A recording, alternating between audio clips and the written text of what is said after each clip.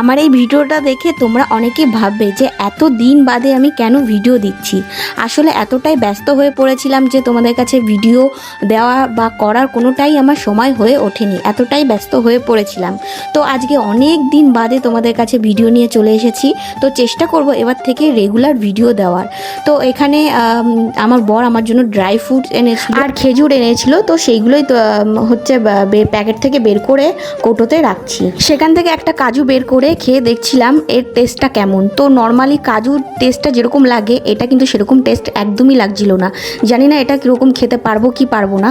প্রথমের দিকে তো আমি এগুলো খেতে পারতামই না, এখন আনতে বলেছি, জানি না কতটা খেতে পারবো আমি। আমার মনে হয় না আমি ভালো করে ঠিক করে খেতে পারবো। তো দেখা যাক কি হয়। তোমাদের কাছে প্রতিদিনই আমি ভিডিও শেয়ার করব।